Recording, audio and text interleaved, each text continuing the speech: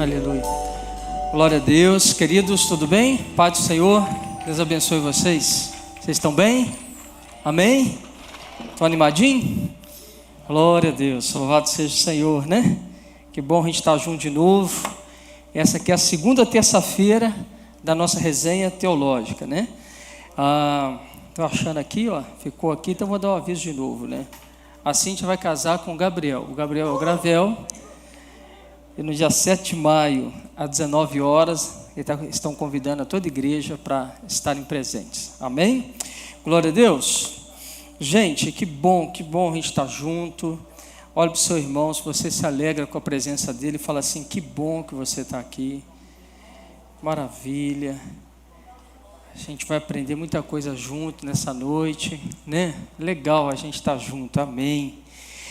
Antes da gente orar e iniciar o nosso estudo, né? A gente está propondo nessas terças-feiras. Deixa eu só lembrar alguns avisos para você, né?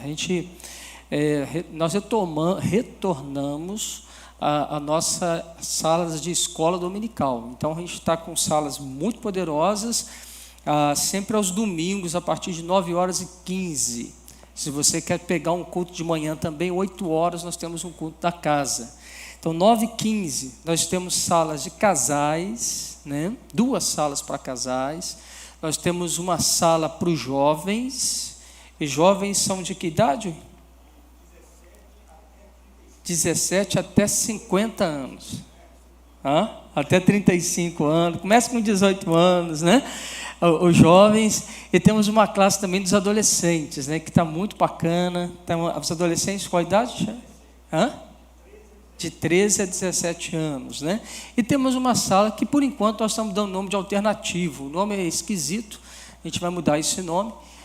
Sala alternativa, né? Você pode continuar aprendendo. Se você não optar pela sala de jovens ou de casais, temos a sala alternativa com assuntos diversos. É um caminho de ir mais fundo em nossa identidade, resgatar quem somos, sonhos e a nossa vida com Deus. Amém. Então é isso aí. A gente pensou a sala alternativa, foi até um bate-papo que nós tivemos com a liderança de casais, e eles falaram assim: pastor, mas aquele irmão e aquela irmã que não está casado, ou está até divorciado, ou é viúvo, ele vai para onde? Eu falei assim: é verdade, né? Então nós temos que ter uma sala que a gente consiga contemplar esse querido e querida. Então, por isso surgiu a sala alternativa, tá bom? Então, se você não está matriculado, é só vir todo domingo às 9h15, e você vai ser tremendamente abençoado em nome de Jesus. Amém? Vamos ficar de pé, vamos ter uma palavra de oração e vamos pedir ao Senhor para que Ele nos ensine mais uma vez. Eu particularmente, eu comentava com meu filho, Pedro, falei com ele assim: filho, a aula de hoje, para mim, foi um divisor de águas na minha fé. Quando eu entendi isso que a gente vai passar para você, eu comecei a compreender melhor o Evangelho. Então, eu acredito que a gente vai ser muito abençoado, né, com o assunto que a gente vai propor a vocês hoje. Amém? Dê a mão, seu querido e querida. Pai, em nome de Jesus, nós te pedimos a tua graça, para que o Senhor possa abrir os nossos olhos, a fim de que nós possamos enxergar. E que o Senhor possa trazer clareza, Senhor, no nosso coração, a respeito da tua verdade. Nós precisamos ouvir do Senhor, nós precisamos aprender do Senhor. Tu és aquele que nos ensina, Tu és o Espírito que nos educa, que abre os nossos olhos, que nos faz perceber, conhecer, Senhor Deus, coisas que até então, Senhor Deus, nós não conhecíamos. Por isso, Espírito Santo de Deus, sobre essa verdade que é tua, nós pedimos a tua graça, a tua unção, o teu favor, e que o Senhor, da sua maneira sobremaneiramente poderosa, o Senhor possa tocar nos nossos corações, tocar nos nossos olhos, tirando as nossas escamas, fazer com que nós entendamos e compreendamos a graça do Senhor, Pai. Nós abençoamos, Paizinho, a esses queridos e queridas que aqui se encontram, aqueles que estão em casa, aqueles que também vão ouvir essa palavra, Senhor Deus, posteriormente. Que a tua bênção seja sobre todos, em nome de Jesus. Amém. Glória a Deus. Olha para alguém que você não olhou, faz aquele coraçãozinho e fala assim: Deus abençoe você, em nome de Jesus. Xandão, me marca lá, senão eu vou me empolgar. Então, nós estamos falando sobre graça.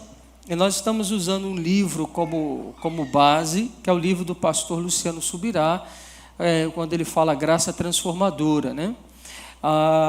E eu li esse livro e eu entendi algumas coisas do livro.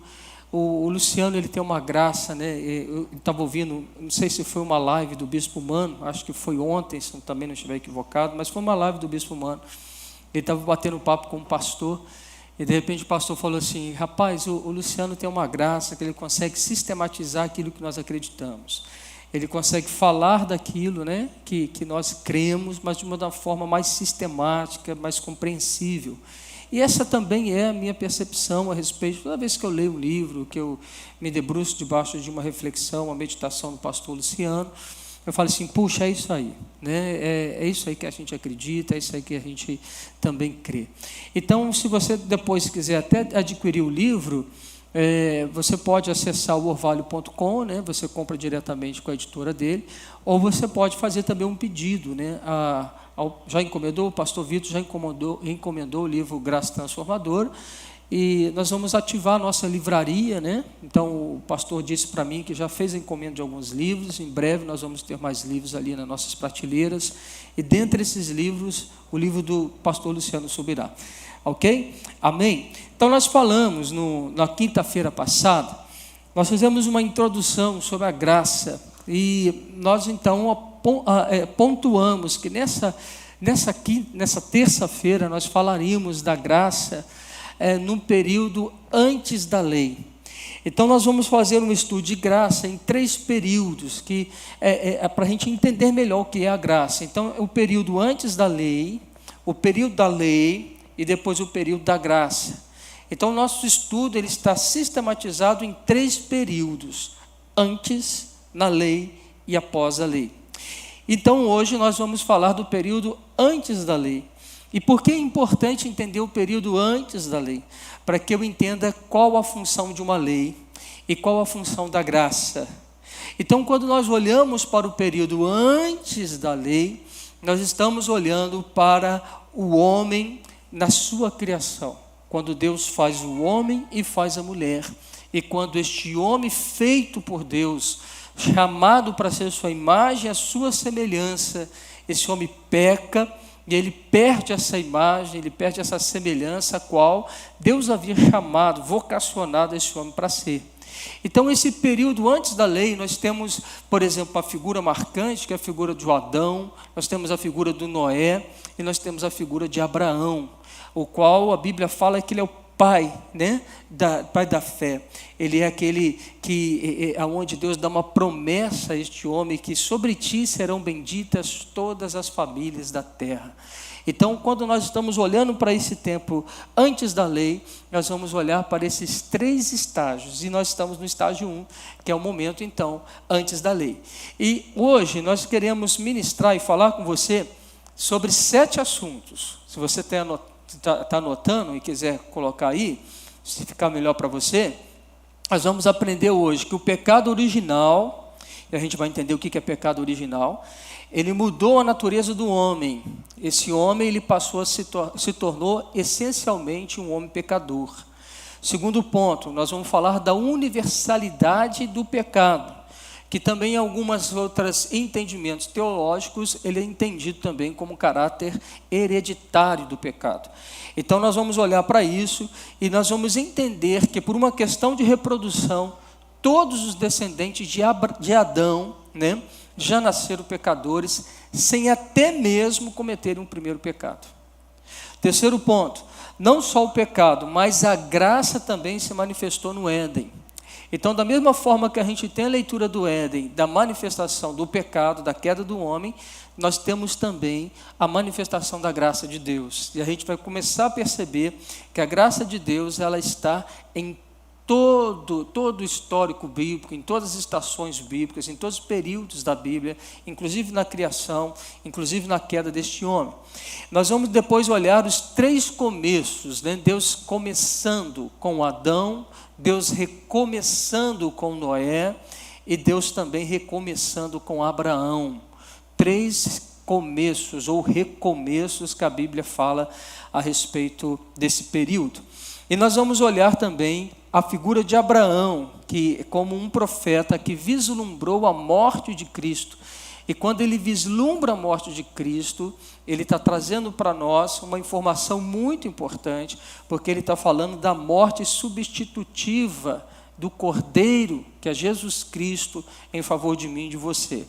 O sexto, a gente vai falar sobre o plano da redenção, que teve início em Abraão e já abrangia todos os povos. Então, essa obra de redenção não era uma redenção para o judeu, mas era uma redenção também para o judeu, mas também para todo mundo, né? Para nós também, os gentios. E por último, a gente vai ver que desde Abraão, Deus sempre contou com a obediência. A obediência era sempre necessária. E a justificação era algo da fé. Então, por que eu estou falando sobre isso? Porque quando a gente está falando desde Abraão, não tem a lei ainda. Não veio a lei mosaica. Moisés ainda não trouxe as tábuas dos 10 mandamentos. Então, uma coisa é a gente pensar assim, a fé está condicionada à observância da lei. Então, o tempo antes da lei demonstra que, na ausência da lei, só fazia também a exigência ou a correlação do homem em obediência, em fé.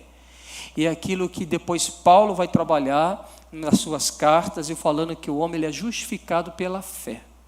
Então a gente vai entender um pouquinho essa questão também, e perceber que desde antes da lei, já havia pregação da justiça, já se falava da justiça. Então nós temos 7 pontos para trabalhar com vocês nessa terça-feira, tá bom? Então aperta o cinto e vamos que vamos.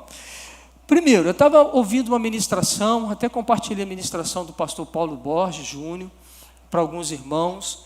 Rapaz, eu fui muito abençoado com essa palavra dele. E eu estava assim, meditando também a respeito sobre o que é o homem criado à imagem e à semelhança de Deus. E eu particularmente, eu amo essa compreensão do homem criado como imagem e semelhança de Deus. Porque eu acredito que quando nós temos a narrativa bíblica, lá em Gênesis, no capítulo 1, no versículo 26, que vai dizer que Deus criou o homem e o fez para essa imagem e semelhança. Então, eu sempre olhei para esse texto, entendendo que ali está o propósito da criação. Eu sempre tenho falado, e também ensinado a vocês, e aprendido, que Deus não criou o homem para perder o homem. Então, o propósito de Deus não é a salvação do homem, porque o propósito de Deus não foi criar o homem para perdê-lo. Mas o propósito de Deus é de fazer deste homem a sua imagem e a sua semelhança. E isso foi perdido na queda deste homem, que peca, então ele é descaracterizado como imagem e semelhança, a gente fala disso daqui a pouquinho. Mas eu gostei muito de uma definição que o pastor Paulo Borges ele traz sobre essa questão, sobre imagem e sobre semelhança. Ele diz assim: Deus escolheu uma imagem para traduzir um valor. Então vamos pensar aqui. Quando Deus ele cria o homem, a sua imagem, então ele cria esse homem com imagem semelhante a dele, para que o homem pudesse transmitir um valor. O valor de Deus, quem é Deus. Então, uma imagem que ela transmite valor, tudo bem?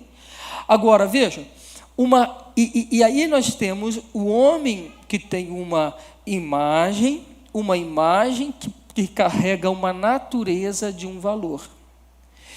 E quando a gente tem a imagem, nós também temos o elemento da estética. Então ele fala sobre a questão da estética, ele fala assim, uma realidade estética que tinha um valor ético.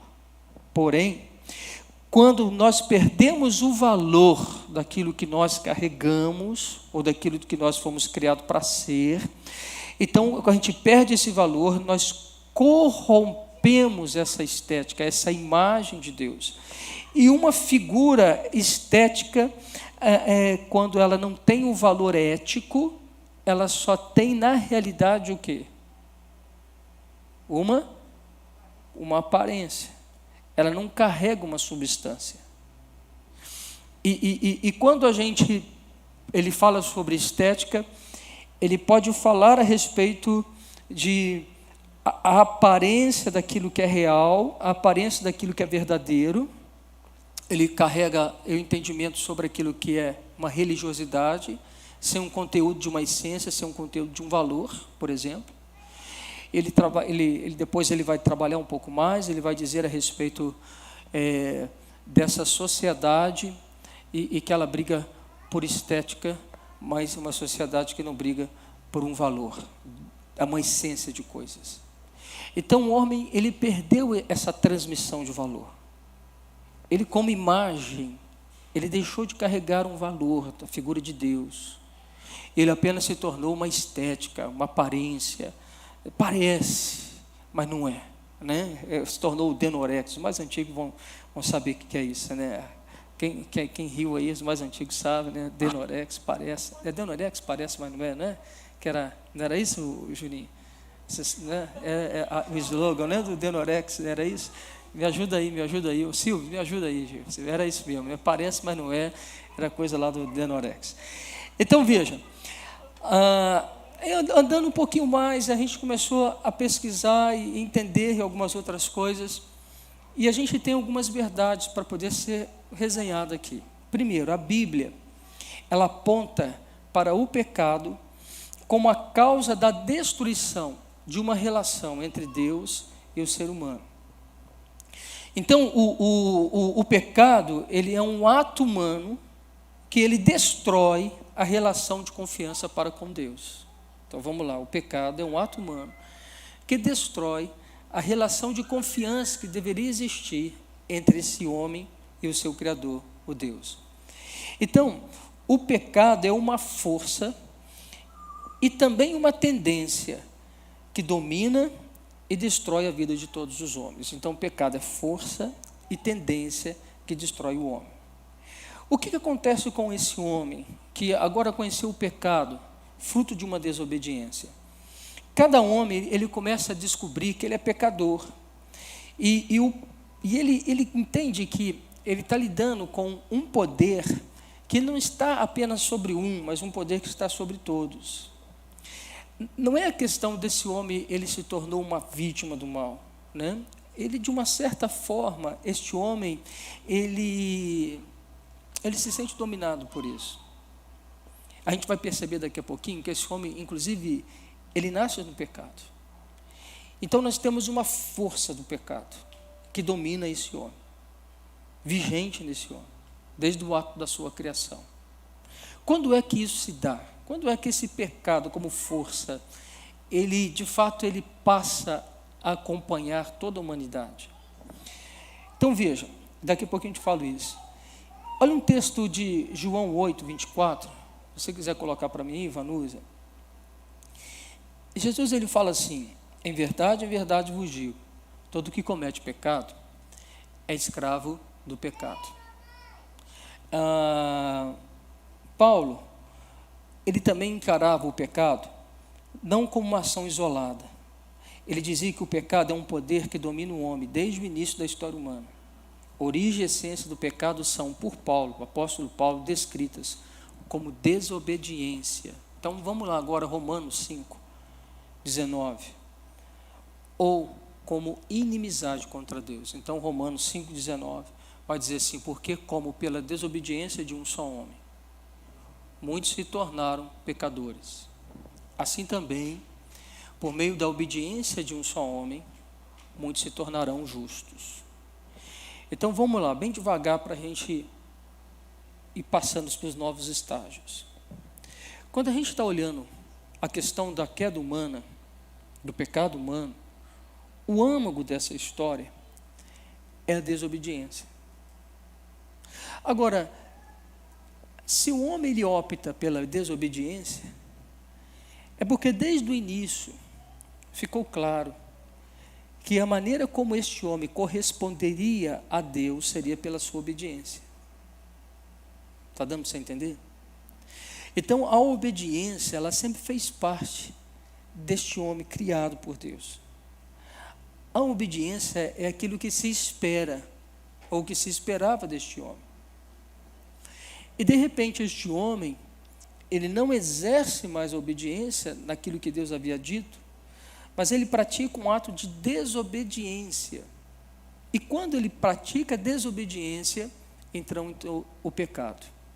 Não apenas em um homem, mas entrou o pecado corrompendo o Adão, e o Adão como a humanidade.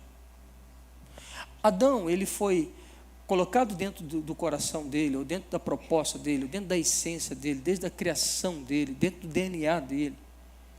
Ele foi projetado para que ele pudesse multiplicar uma essência que fosse a imagem e a semelhança de Deus.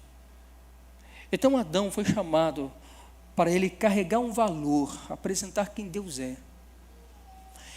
E quando Adão ele sai desse eixo, ele fracassa num propósito, naquilo que ele foi colocado ao coração, aquilo que era o seu destino, você percebe que Adão ele não deixa de gerar, ele não deixa de produzir, ele não deixa de multiplicar. Porém, o Adão agora, ele não é o multiplicador de uma matriz da imagem de Deus.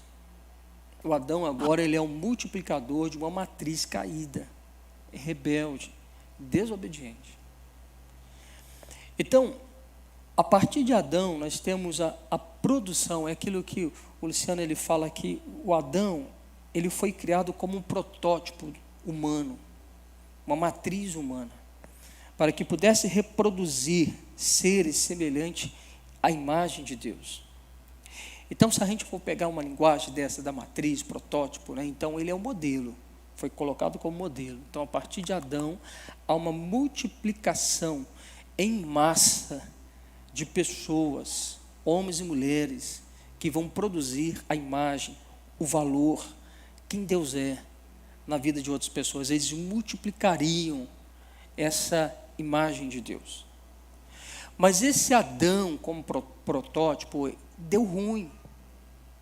E agora, como algo contaminado, aquilo que perdeu a sua essência, aquilo que perdeu o valor que carrega, este homem agora, ele multiplica segundo a sua própria semelhança, e não a semelhança mais de Deus. Então agora, o que Adão ele produz, são seres iguais a ele. Deu para entender aqui? Então, por isso que o pecado, ele não é um ato isolado que atinge o Adão somente, mas ele é um ato coletivo, que atinge toda a humanidade.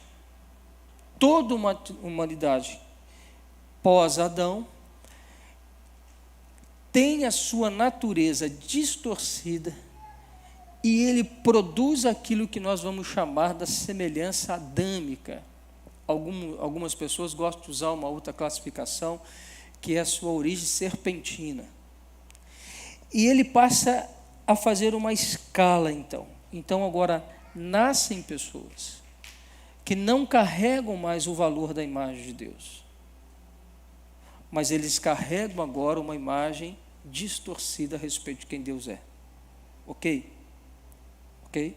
É nesse ponto que os teólogos eles trabalham e dizem a respeito da universalidade do pecado, ou do pecado hereditário, e alguns colocam o nome sobre o pecado original. O pecado que originou em Adão e passou para todos os humanos. Ok? Tudo bem até aqui? Você está comigo? Amém? Vamos avançar um pouquinho mais então. Então veja, então a gente quando olha para isso, né, a gente percebe uma outra coisa. Coloca para mim, antes de eu passar aqui, o outro texto que é Romanos 5,10. Romanos 5,10.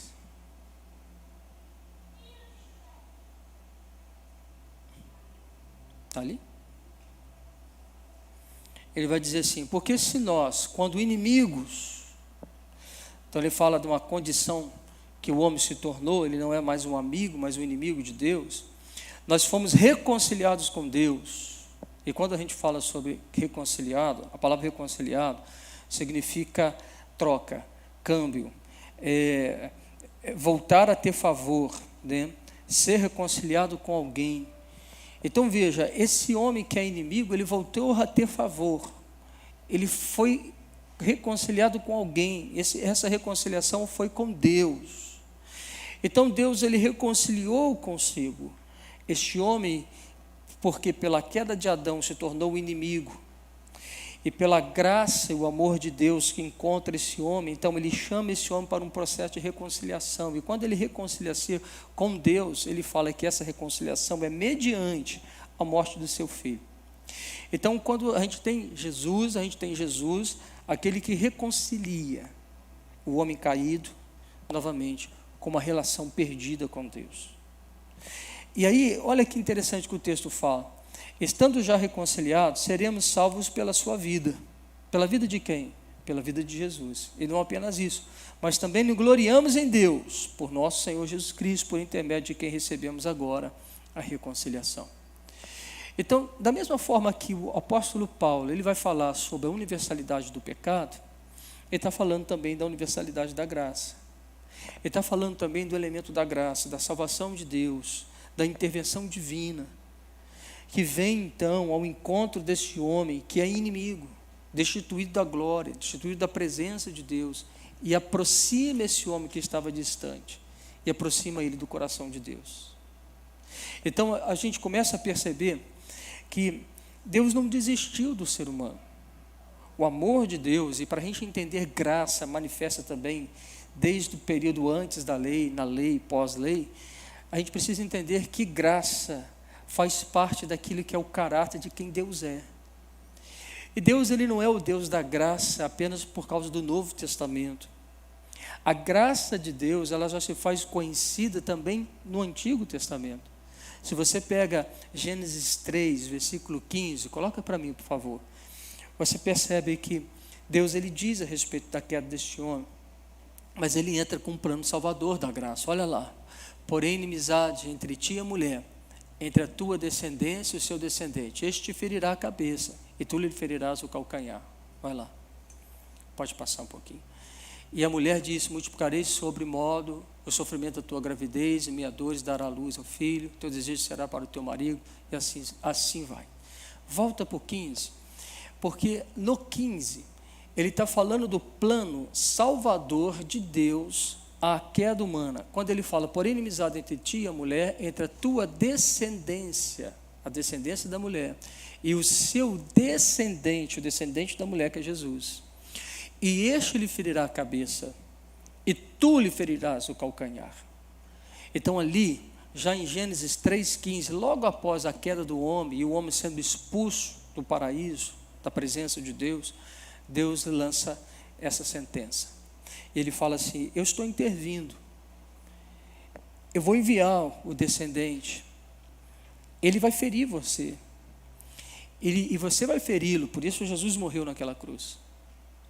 Mas ali já é um plano da graça, é um plano da remissão, é um plano do retorno, é o plano no qual Deus está intervindo, é um plano onde Deus está dizendo o seguinte assim: tem jeito, eu vou dar jeito nisso tudo. Você não foi criado para ser meu inimigo, você foi criado para relacionar comigo, e Deus não abre mão desse relacionamento que Ele quer ter com seus filhos, com a sua criação. Por isso Deus, ele intervém nesse plano diabólico, né? E dessa queda desse homem. Então, como se a gente pudesse classificar o pecado original, a universalidade do pecado, ou o pecado hereditário, a gente poderia dizer o seguinte, sem sombra de dúvida, que o pecado original é a desobediência aos mandamentos de Deus. E ao mesmo tempo que o homem desobedece os mandamentos de Deus, o homem se mostra como faltoso da fé, desconfia da palavra de Deus, desqualifica Deus como orientador e como fundador ou fundamento da sua própria vida. Quando esse homem ele escolhe desobedecer, e interessante, quando eu estou falando que a desobediência do homem, eu não estou dizendo no período da lei. Porque esse homem desobedece Deus sem lei. Tudo bem? Não havia os 10 mandamentos. Esse homem, quando ele escolhe desobedecer, ele era livre. Ele via Deus face a face, ele conhecia o coração de Deus, era conhecido por Deus. Ele tinha plena comunhão com Deus. E ele tinha uma palavra de Deus para ele. Desfrute de tudo que você puder desfrutar do paraíso. Apenas não coma da árvore do conhecimento do bem e do mal. Porque do dia que você dela comer, você vai morrer. Então Deus protege o homem, Deus coloca sobre ele o limite, Deus coloca sobre esse homem uma responsabilidade, que não existe um relacionamento sem responsabilidade. E aí esse homem, porque a serpente apresenta a ele, e ela apresenta algo estético para ele, um fruto, diz assim, olha, Deus sabe que se você comer desse fruto, você vai se tornar como ele, seus olhos vão se abrir. Verdade, os olhos desse homem, dessa mulher se abriram. Eles se abriram como? Primeira coisa que o homem e a mulher com os olhos abertos viram. O que eles viram? Lembra? Eles viram o quê? Eles viram que eles estavam nus. E quando eles viram que eles estavam nus, eles fizeram o quê? Eles se cobriram. Então a primeira questão que aconteceu aí, vergonha. Este homem já não olha mais no olho da mulher, e a mulher não olha mais no olho desse homem. Não tem mais transparência entre eles, agora eles têm vergonha entre eles. Um tem vergonha do corpo do outro. Aquilo que era natural, aquilo que era normal, a convivência e relacionamento entre eles, agora você vê que ele olha para o outro e ele quer se cobrir. O segundo estágio desse homem, eles fazem para eles folhas, né, e se cobrem. E depois que esse homem e essa mulher se cobrem, qual o outro ato que esse homem faz? Lembra? Ele se esconde de Deus. Então, ele foge de Deus. Ele está se escondendo de Deus. Deus vem para conversar com ele, e ao invés desse homem ter o prazer de estar com Deus, de conversar com Deus, de estar com Deus, simplesmente esse homem agora, ele se esconde de Deus. E quando esse homem se esconde de Deus, qual a terceira ação que o homem faz? O homem escondido. Porque ninguém se esconde de Deus, não é verdade? Deus encontra o homem. E Deus encontrou esse homem escondido. Ele quis brincar de pique-esconde com Deus, mas não deu. Deus sabe onde ele estava escondido, foi lá, foi bater papo com o cara, com a moça, com Adão e com a Eva. E quando tem aquele relacionamento de Adão e Eva, o que eles falam? Qual a terceira atitude desse homem? Eu ouvi tua voz, eu tive medo. Então você vê, o sentimento de medo entrou dentro do coração do homem. Mas e depois que ele fala isso, ô Vitor, o que ele faz? Ele culpa quem? Um começa a culpar o outro. Então o que nós temos? A transferência da culpa. O que aconteceu com o homem quando os olhos dele se abriram? Ele se distanciou do próximo, se escondeu de Deus e não assumiu sua responsabilidade mais. Ok? Ele foi enganado pela serpente. E porque ele foi enganado pela serpente, ele teve a consequência, que foi a morte. E a morte é o quê? A separação de Deus, do relacionamento com Deus. E este homem agora inaugura sobre a face da terra um legado de medo, de transferência de culpa, de se esconder, vergonha, medo e tantos outros sentimentos começam a nascer dentro desse ser humano, porque os olhos dele foram abertos, mas foram abertos para o mal, porque eles foram enganados pelo enganador. E a maneira como qual Satanás utilizou para tirar a essência daquilo que Deus foi chamado para ser, para poder carregar o valor de quem Deus é, agora esse homem perdeu a natureza de Deus. E ele passa a ter uma natureza de um homem caído, uma mulher caída. Por isso agora ele vai multiplicar segundo a sua espécie, segundo o homem caído. Só que esse homem caído multiplica-se até os dias atuais e continua se multiplicando. Porque o pecado original, ele é ato e efeito da reprodução humana. Por isso que, primeiro ponto que a gente diz, ainda que uma criança acabou de nascer, você fala assim, poxa, mas ela nem pecou, mas ela nasceu, mas é pecadora. Porque existe uma essência pecadora de uma reprodução de Adão, passando para todos os homens, para toda a humanidade. A matriz falhou. A matriz reprodutora falhou no projeto. E ela passou a reproduzir um projeto deformado. Entendeu isso?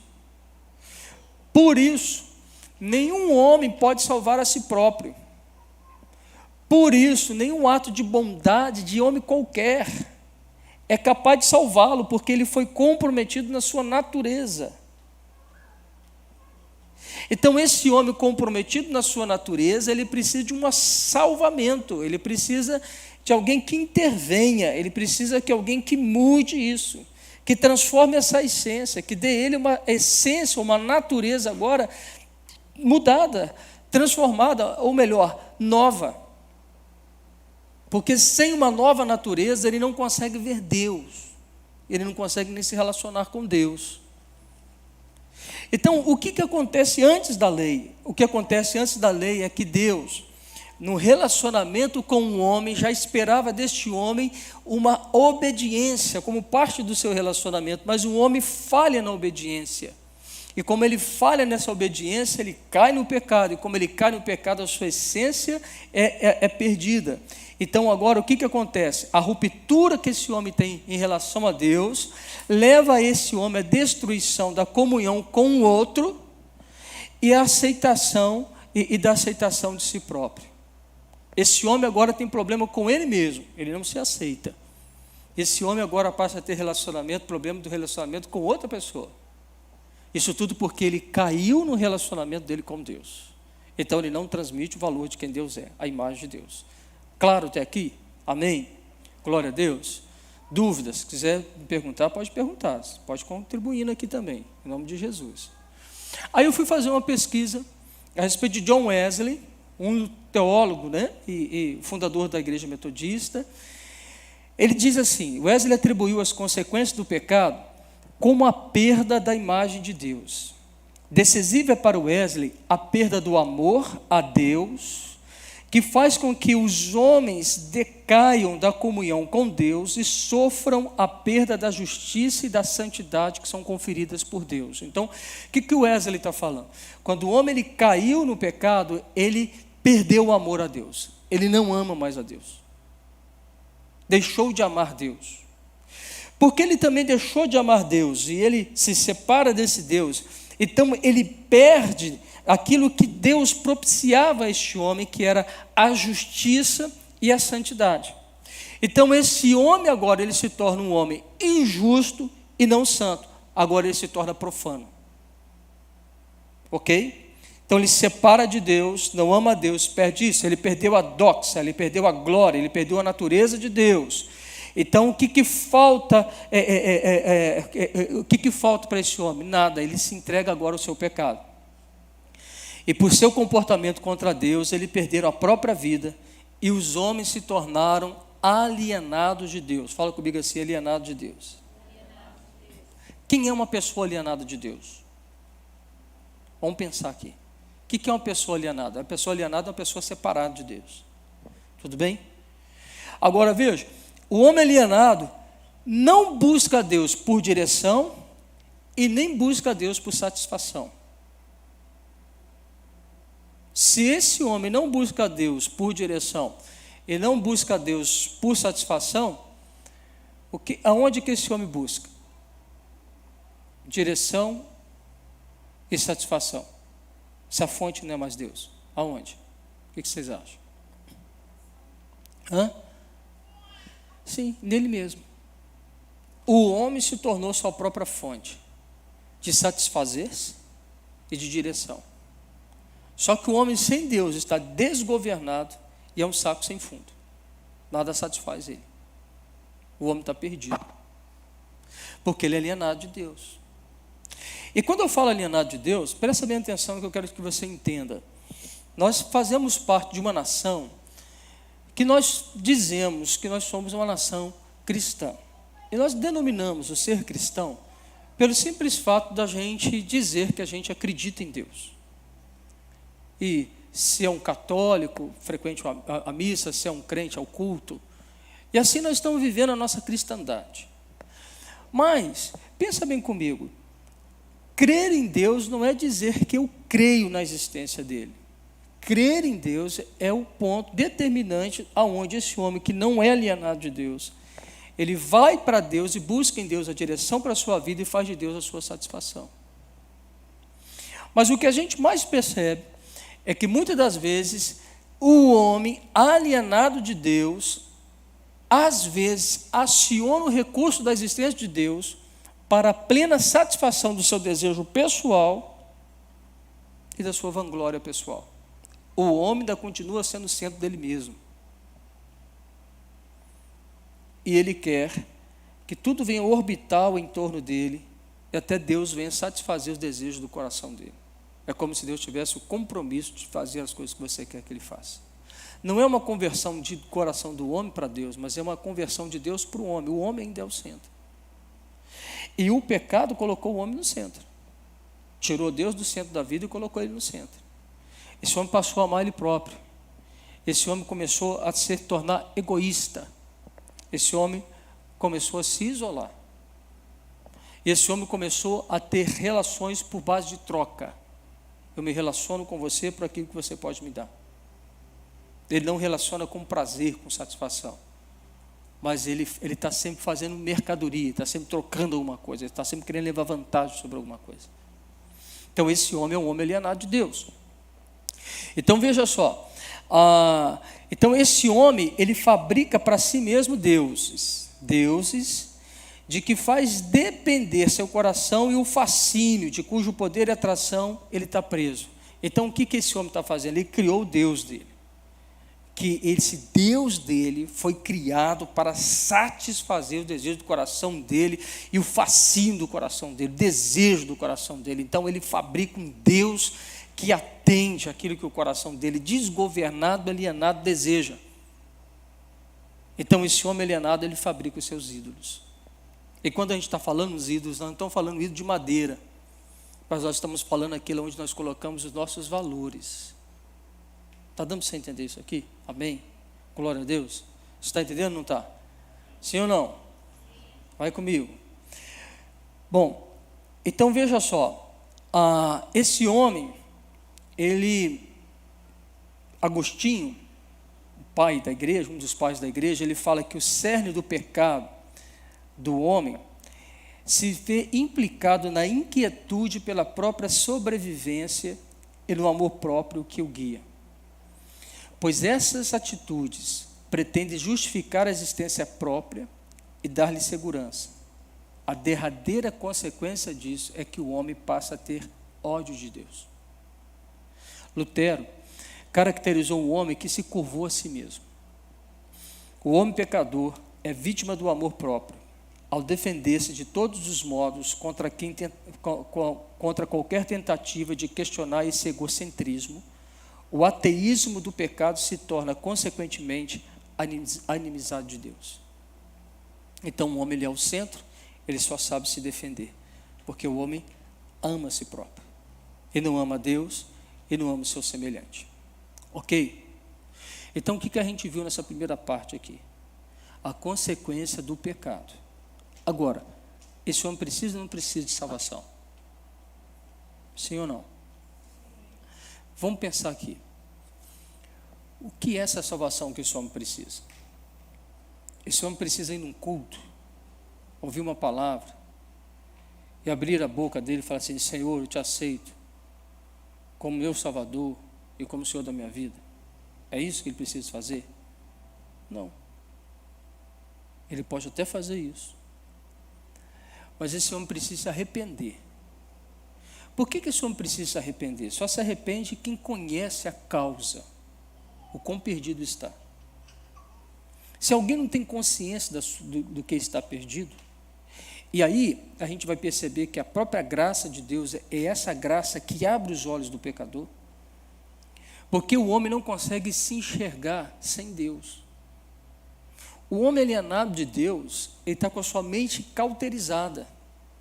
Ele não busca Deus, ele não entende Deus, ele não compreende Deus. Então esse homem, ele precisa de ser salvo. E esse homem não será salvo, a não ser pela graça manifesta de Deus, que lhe toque, lhe abre os seus olhos, para que ele possa ver e se contemplar e perceber a sua decadência. seu pecado, a sua distorção. Então, quando o homem ele se vê e se percebe por causa de uma ação da graça, esse homem pode gritar por socorro, dizer assim: salva-me, eu preciso de ser salvo, eu preciso desse Jesus, eu me arrependo dos meus pecados, eu entrego a minha vida ao Senhor Jesus Cristo. Veja, esse grito do homem não é um grito de alguém que vem e acumula nas igrejas porque ele está querendo uma promoção, ele está querendo a bênção do filho, ele está querendo trocar de casa, trocar de carro, ele está mensurando a bênção sobre alguns valores materiais. Isso não é uma conversão, ainda que Deus ainda satisfaça alguma coisa, ainda que Deus te dê sinal, ainda que Deus te abençoe disso, mas aonde o evangelho quer chegar é na conversão do coração do ser humano. É a graça de Deus trabalhando no coração do homem, trabalhando no coração da mulher, para que ele entenda o seu estado deplorável, ele entenda a sua incapacidade de salvação, ele entenda a sua incapacidade de salvar a si mesmo, e ele dê aquele salto da fé, ele se entregue então a Jesus Cristo como seu Salvador. E quando Jesus Cristo salva, pela graça, porque esse homem ele é inimigo, mas Deus torna ele amigo mediante a Jesus, e quando Jesus salva esse homem por graça, esse homem passa a voltar a cumprir o propósito original de carregar o valor de quem Deus é, a imagem de Deus. Então Deus devolve para ele o projeto original, Deus devolve para ele aquilo que foi sempre planejado desde o início, e Deus faz voltar para ele aquilo que Deus o destinou para ser.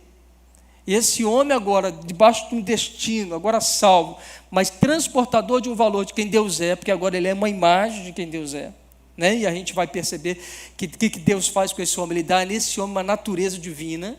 Agora esse homem nasce de novo, ele nasce com uma natureza espiritual, e essa natureza espiritual comunica a natureza de Deus para dentro deste homem. E esse homem agora ele carrega a imagem de quem Deus é, porque agora ele foi redimido, foi salvo, limpo pelo sangue do Cordeiro. Isso é a graça, esse é o plano redentor, esse é o plano que Deus planejou. E Deus planejou isso quando ele foi fazendo vários começos. Por exemplo, quando a gente tem a história de Adão, você já viu, Adão fracassou, Adão saiu desse lugar, depois vem Noé, e Deus ele pega e fala assim: cara, não dá para poder aproveitar mais essa geração. Mas a Bíblia, de repente, ela vai falar o seguinte, Gênesis 6, 5, 7, fala: viu o Senhor que a maldade do homem se havia multiplicado na terra, e que era continuadamente mal todo o desígnio do coração do ser humano. Então se arrependeu o Senhor de ter feito o homem na terra. Isso lhe pesou o coração. Disse o Senhor: farei desaparecer da face da terra o homem que criei, o homem e o animal, os répteis e as aves do céu, porque me arrependo de os ter feito. Então, quando Deus olhou para a humanidade, ele viu que continuadamente esse homem era mau. Não havia no coração desse homem oportunidade de arrependimento. Não havia chance de perdão. Mas, de repente, Deus fala assim: porém, Noé achou graça diante do Senhor.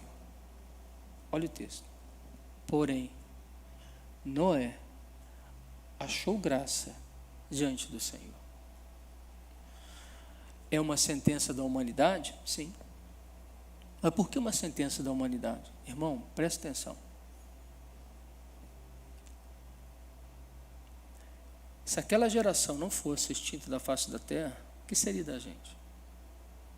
Qual matriz seria reprodutora? Então Deus olha e Deus diz assim: eu vou destruir, mas vou fazer um recomeço. Pegou Noé, com quem achou graça, e pegou mais 7, junto com Noé os poupou, e fez de Noé uma matriz, e deu a Noé o chamado para que ele pudesse multiplicar e povoar a terra, o mesmo que ele havia falado com Adão. Só que a gente sabe a história. Noé também fracassa. E aí que entra aí que entra agora o Abraão. Deus então escolhe Abraão e escolhe a linhagem de Abraão com um objetivo. O que Deus quer com Abraão? Então veja só, o plano era demonstrar, mediante a descendência do pai da fé, justiça, amor e graça. Então Deus firmou uma aliança na qual ele prometia dar à descendência de Abraão a terra de Canaã. A linhagem abrâmica viria no futuro e ia se estabelecer como uma nação. Então o que Deus está fazendo com Abraão? Deus pegou Abraão e falou assim: eu vou fazer de você uma nação. A sua descendência vai carregar justiça, amor e graça. Gênesis 15, 13 e 16. Então, mesmo Abraão, ele recebeu as instruções sobre a preparação e a continuidade geracional da fé e da obediência a Deus. O texto lá diz: então lhe foi dito, sabe com certeza que a tua posteridade será peregrina em terra alheia, e será reduzida à escravidão, será afligida por 400 anos. Mas também eu julgarei a gente a quem tem de sujeitar-se, e depois sairão com grandes riquezas. E tu irás para os teus pais em paz, serás sepultado em ditosa velhice. Na 4ª geração tornarão para aqui, porque não se encheu ainda a medida da iniquidade dos amorreus. O que Deus está falando com Abraão? Ele está dando um plano. Qual o plano da remissão? Você percebe que Deus falou com Abraão da morte dele? Você percebe que Deus falou o que ia acontecer com a posteridade dele, que ia ser escravo, mas que Deus ia vir a socorrer. Então Deus está trazendo uma clareza para Abraão. Então o que Deus está fazendo com Abraão? Deus está trabalhando na descendência de Abraão. E Deus está mostrando algo através de Abraão. Agora coloca o texto para mim, que é Gênesis 18, 19.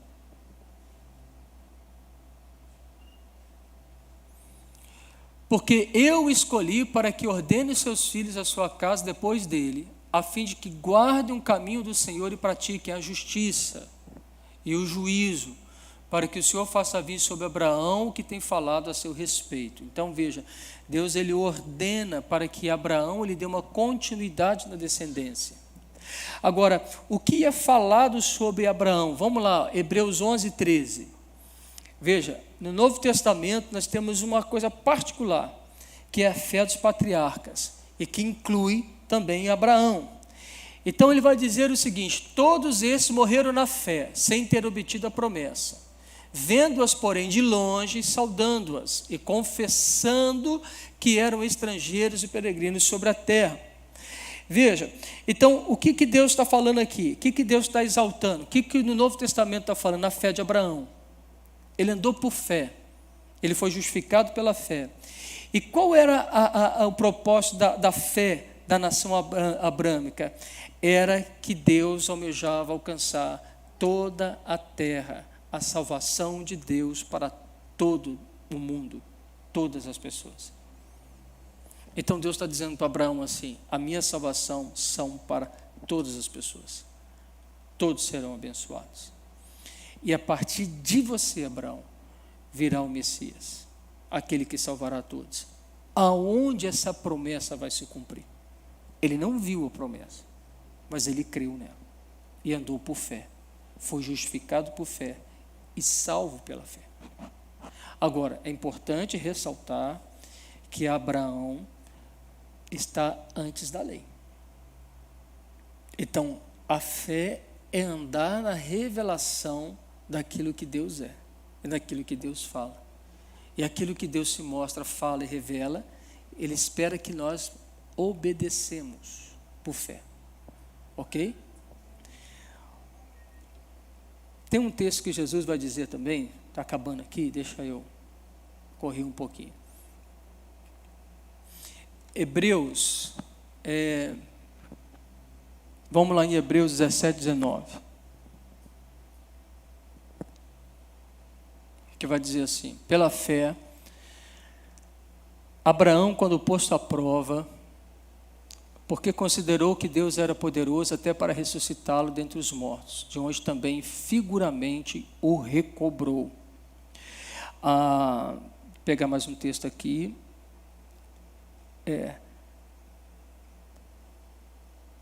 Pode pegar Gênesis 15, 6.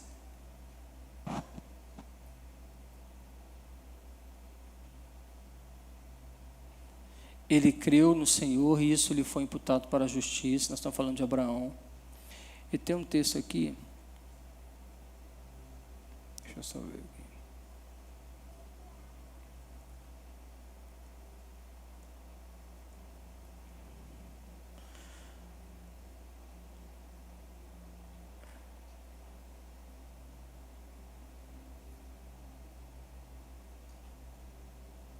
É o texto que fala que Abraão viu a morte de Jesus e se alegrou. Deixa eu pegar aqui.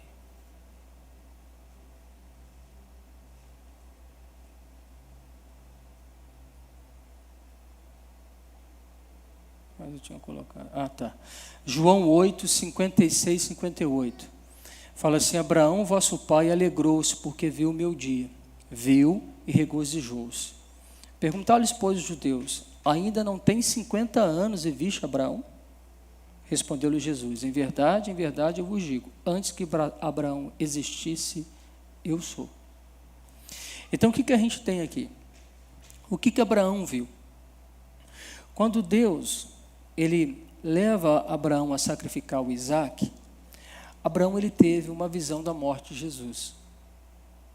Ele viu que Jesus era o Cordeiro Pascal e que em Jesus todos seriam salvos e seriam ressuscitados.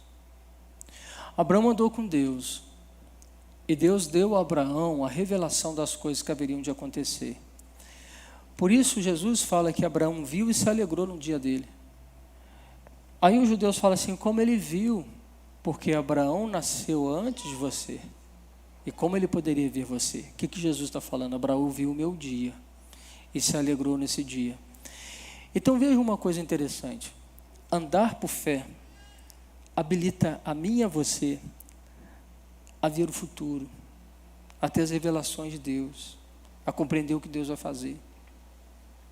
E quando nós obedecemos por fé, nós andamos num estágio do qual nós trazemos à existência o plano e o propósito do coração de Deus. Para Abraão foi dito que esse homem creu e isso lhe foi colocado como justiça. A justiça não por ter cumprido uma lei, porque a lei não tinha, mas uma justiça por ter andado na fé sobre aquilo que ele acreditava, sobre aquilo que ele viu. Então a gente está vendo que justiça é mediante fé. Paulo trabalha isso, Paulo explora isso. E Paulo ele vai falar justamente sobre isso. Em Romanos 4, 1 a 5, ele fala que pois diremos ter alcançado Abraão, nosso pai, segundo a carne? Porque se Abraão foi justificado por obras, de que tem que se gloriar, porém não diante de Deus. Pois que diz a Escritura, Abraão creu em Deus e isso lhe foi imputado para a justiça. Ora, ao que trabalha o salário não é considerado como favor, e sim como dívida. Mas o que não trabalha, porém, crê que justifica o ímpio, a sua fé lhe é atribuída como justiça. Então Paulo começa a olhar para a figura de Abraão, e Paulo começa a trabalhar então uns elementos assim poderosíssimos, para que a gente possa entender esse tempo pós a lei, que é tão tanto quanto importante entender a graça mediante e andar em fé obedecendo a Deus. Paulo continua, e Paulo ele vai falar do seguinte, em Romanos 4, 9, 16, ele fala: vem, pois, esta bem-aventurança exclusivamente sobre os circuncisos ou também sobre os incircuncisos, visto que dizemos, a fé foi imputada a Abraão para a justiça. Como, pois, lhe foi atribuída? Estando ele já circuncidado ou ainda incircunciso? Abraão recebeu a imputação de justiça como? Se não tinha a questão da circuncisão. Então ele foi imputado antes da circuncisão. E olha só o que aconteceu. E recebeu o sinal da circuncisão como selo da justiça da fé, que teve quando ainda incircunciso, para vir a ser o pai de todos os que creem, embora não circuncidados, a fim de que lhe fosse imputada a justiça, o pai e pai da circuncisão, isto é, daqueles que não são apenas circuncisos, mas também andam nas pisadas da fé que teve Abraão, nosso pai, antes de ser crucificado.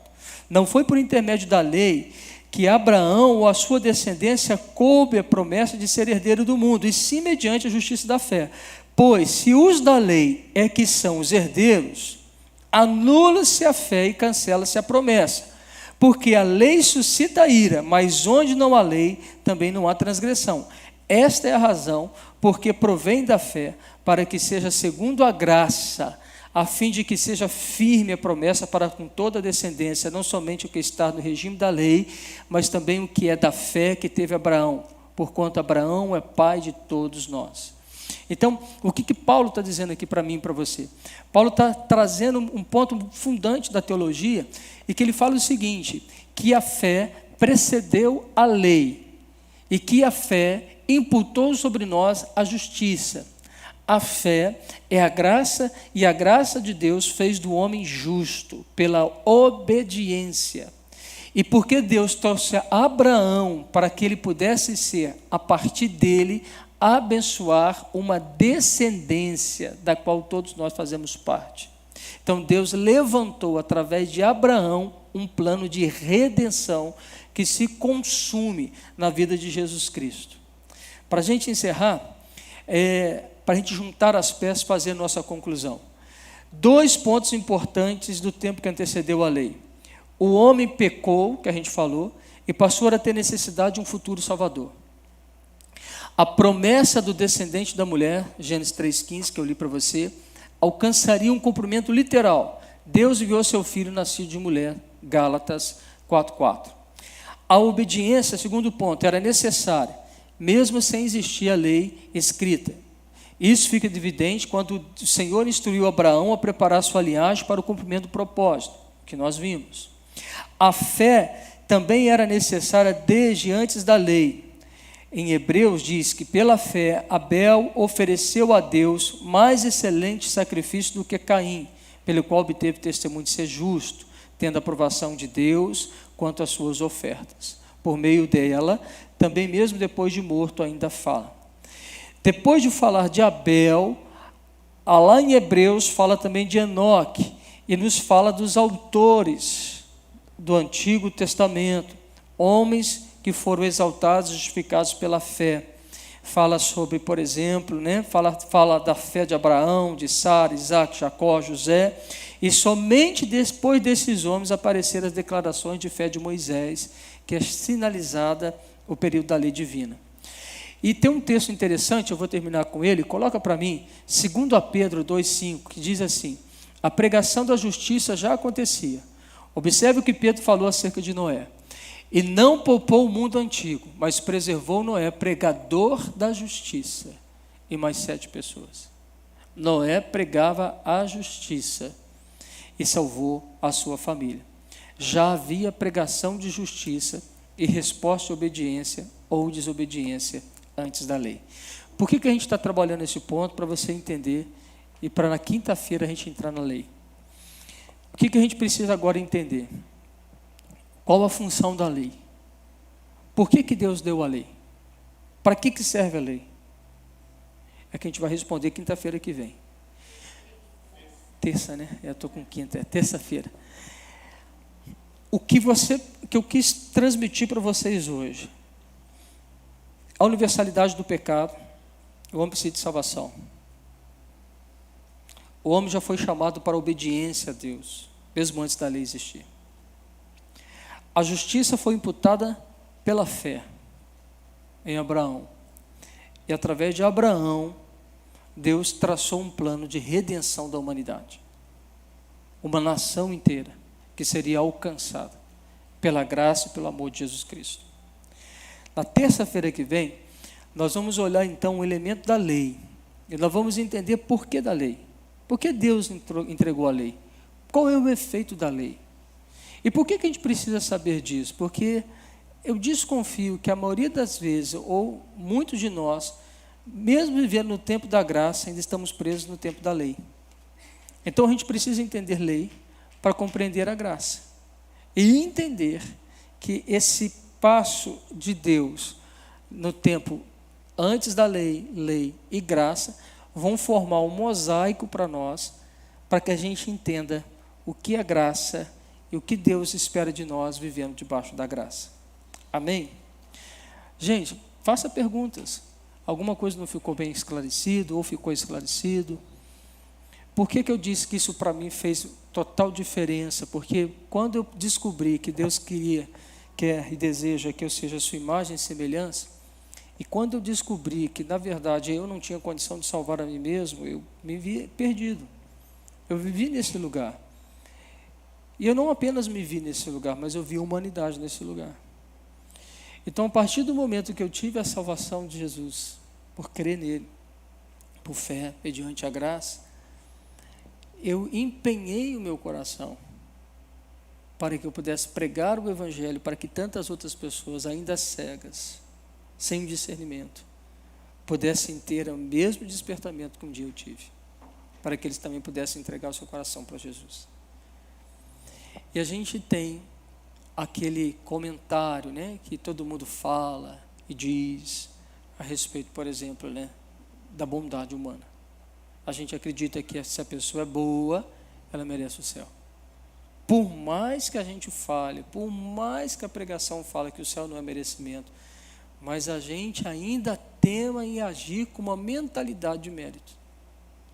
Por isso a gente caminhou agora no pecado, vamos entrar na lei, vamos ficar um pouquinho na lei, para a gente entender a mentalidade de mérito, para depois a gente dar o salto para a mentalidade da graça, e a gente entender o que a graça requer de cada um de nós. Amém? Vamos lá. Dúvidas? Perguntas? Tranquilo? Estão de boa? Amém? Então fala comigo assim, estou de boa, pastor. Glória a Deus. Amém. Depois vocês me dão um feedback da resenha teológica, né? Para a gente saber se a gente está conseguindo comunicar bem com vocês, os elementos, está te abençoando, está sendo bênção para você, tá? Depois vocês podem me procurar, manda um zap, conversa comigo, fala assim, pastor, está ruim, tá? Não estou entendendo nada. Tá bom, pastor, tal. Isso me ajuda também a gente construir algo e chegar junto. Vamos ficar de pé então? Vamos ter uma palavra de oração, mas eu gostaria de encerrar com você orando uns pelos outros. Então, o que eu gostaria de fazer? Muitos de nós, a gente chega à igreja, né, e a gente tem algumas expectativas no coração, talvez a gente teve um dia mal, a gente carrega uma preocupação, a gente tem algum medo dentro da gente, né, algumas coisas podem estar conflitando dentro da gente. Eu gostaria de abençoar você, orando com você. A gente está fazendo da terça-feira o culto de uma resenha, né, de um assunto mais teológico mesmo, estamos falando sobre algumas situações, mas eu não posso negar a você a graça e o amor de orar e me importar com você. Então, o que eu gostaria que você pudesse fazer algo, se você puder fazer, se você não quiser fazer, também fique à vontade, mas se você puder, procure uma pessoa para que você possa estar junto dela agora, e pergunta a essa pessoa de como você pode orar, como você pode ajudar essa pessoa, se essa pessoa está passando por algumas dificuldades. Então, a gente vai ser solidário agora, a gente vai ser participativo junto com o irmão, com a irmã, tá? Então, você tem um tempinho, se você quiser sair do seu lugar, fica à vontade. Então, eu vou te dar um tempo para você sair do seu lugar, você procurar alguém e compartilha com essa pessoa, né, uma necessidade, algo que você queira falar, né, que você tem oportunidade para poder estar conversando com alguém, né, e alguém está orando com você, abençoando a sua vida. Amém? Então, se você encontrou essa pessoa, divida com ele uma preocupação do seu coração, fala com ele a respeito de algo que você possa estar passando, né? E assim, cara, estou assim, estou assado, oro pela minha família, se tiver alguém doente na sua casa, né?